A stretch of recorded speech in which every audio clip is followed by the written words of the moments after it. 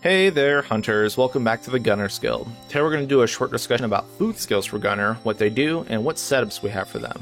In Sunbreak, we now have the option to raise and lower our food skills based on their position on the Dango. With that new system in place, it really hasn't shaken up too many things, but we do have some new neat food skills, so let's dive right into them. So I'm going to exclude food skills that don't really relate to Gunners at all, and by that I just mean stuff I'd never use. So we got quite a few options though.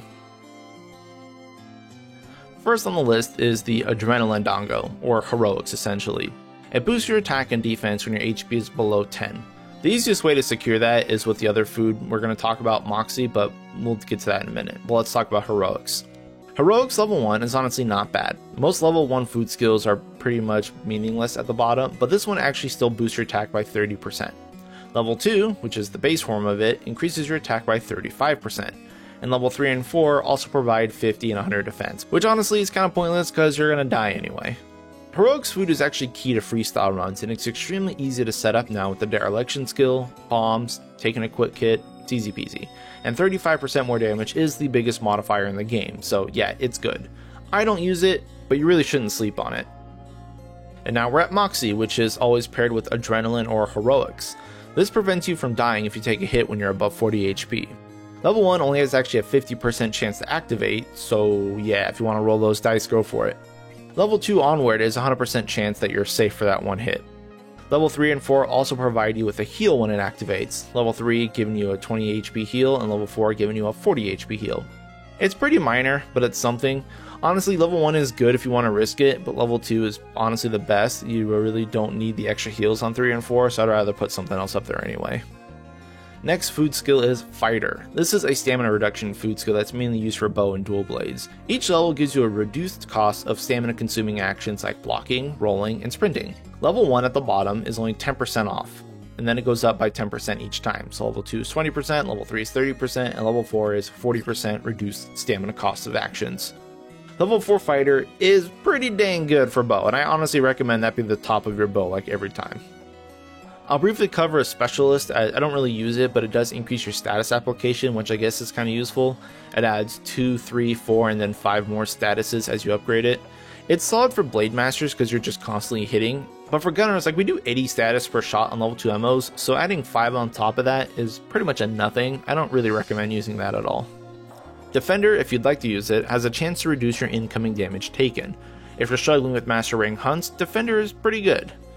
Defender low and high have different chances to activate, which is currently unknown. I think it's like 15% and then 30%, but it's random, so it's kind of hard to gauge where that actually is. But then they do have the same reductions per level. So level 1, you're only taking 80% of the damage on activation, then 70% at level 2, and then 60%, and then lastly, you're taking half. Honestly, if you're going to run Defender, level 1 and 2 are fine, because you might be able to save yourself from a 1 tap randomly, but I don't think it's really going to save you from 2 taps unless you make it up to level 4. Don't really know if that's worth it. Up to you though.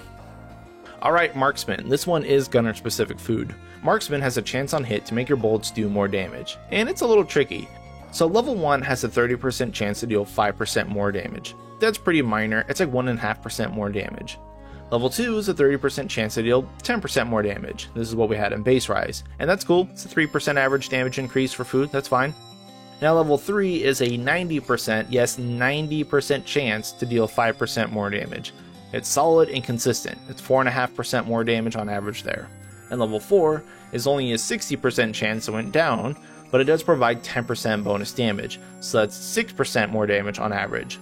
Overall, Marksman is really solid, and I pretty much always run this as level 3 or 4 for gunning, even with bow. Now Feline Feet, which I'm only really talking about because it comes up Marksman. So with level 3 and 4 on Feline Feet, it's actually really good. They do provide an incoming damage reduction. So you only take 80% of the damage at level 3 Marksman and only 70% damage at level 4 Marksman. This is pretty awesome for Gunners as we do get 1 tap, so eating this food is actually super important. And this is why I also like Marksman as like my top, so not only do I get that extra damage, but I also get damage reduction on my end. Moving on to Temper, the other Gunner Dango. This food increases your raw and bowgun damage all the time, but it also causes deviation penalties. Level 1 is a -2 penalty to deviation, so that's like left, right, severe. It's bad, but it does provide you with 5% more damage. Level 2 is only a -1 penalty to deviation, so left-right mild, but it's still 5% more damage. Level 3, back to -2 deviation, but now we're getting 7.5% increased damage. And level 4 is a -1 penalty to deviation with that 7.5% increased damage. So you can see that this and Marksman are actually really solid damage bumps for Gunner. Bow and Bowgun would prefer Temper over Marksman if you're playing spreads, because the further reaching MOs like Normal and Pierce would suffer from deviation unless you invest into sniper skills just to counteract this, which honestly you should if you can. If you got the level 1s, do it. Moving on to Slugger for stickies and such, this provides you with more KO buildup. It's really not that much to be honest. Each rank of Slugger provides 5% more KO buildup, and since stickies are nerfed, level 3 is only doing 50 KO now. This means that eating for level 4 Slugger, which is 20%, is only going to get us up to 60 KO. It's really not that big of a difference to be honest. Maybe if you find out if the thresholds you're going to be crossing are would shave off one more with this, it'd be probably worth it, but ultimately it's just easier to slap on the armor skill for Slugger. And then we have Bombardier again for stickies. Level 1 and level 2 appear to do the same thing. It's a 10% boost in sticky damage. This does different stuff like gun lance and stuff, for bowgun, level 1 and 2 are the same. Level 3 is 15% increased sticky damage, but also has a 20% chance to deal 20% more damage, which is pretty cool. And level 4 is 15% more sticky damage, but a 20% chance to deal 25% more damage, and a 10% spare shot chance, which is pretty minor to be honest, but it's more sticky ammo, we always need more of those. Basically though, if you're going stickies, Bombardier 4 is pretty much your top always. On to Booster. Everyone loves Booster. It's a flat raw boost for a limited time. Level 1 and level 2 last 10 minutes, while level 3 and level 4 only last 8 minutes. But they do get more raw on defense as you level up. It goes 6, 9, 12, and 15 raw as you level it, and then 10, 15, 20, and 30 defense. Booster is solid for pretty much anyone, but for gunning, the percent increases to damage are superior to just straight raw boosting. So I typically eat for Booster 1 at the end if I have to. And then the last food I want to talk about is Shifter, which I think I said Slider in my last video, so whoops. Anyway, Shifter heals you when you scroll swap. We don't have hard data on how much it heals per level, but it looks like it's 2 HP for level 1, 5 for level 2, 10 for level 3, and 15 for level 4, but I'm not sure. But anyway, level 4 also removes a stamina cost from scroll swap evade. Now, I use this food skill on heavy bowgun because redirect is the only way I can survive with heavy bowgun, and this allows me to use redirect to heal off some damage I would take with shoulder checks and glide. So yeah, it's really important for me, at least on heavy bowgun, so it's a really good skill. Alright, so with the food descriptions out of the way, I want to lastly just cover my food setups and what I'm using for each of my bowguns. So my usual for heavy bowgun is Marksman 4, because that also gives me the feet 4, which I take less damage, which is great because I'm shoulder checking stuff all day. And then I eat for Shifter 3 and Temper 1. Temper 1 is just damage because I can get it, plus like I said, I'm using spreads most of the time, so I really don't care about the deviation, but I do absolutely need Shifter to keep me alive. So that's my heavy bowgun one, it's just Marksman, Shifter, Temper. For light bowguns, or if I know I'm not going to need Shifter on heavy bowgun, I go again still with Marksman 4, Temper 3, and Booster 1. You can alternate Marksman and Temper if you want, if you just don't want to have that deviation penalty of Temper, but ultimately I still think Marksman's the better one.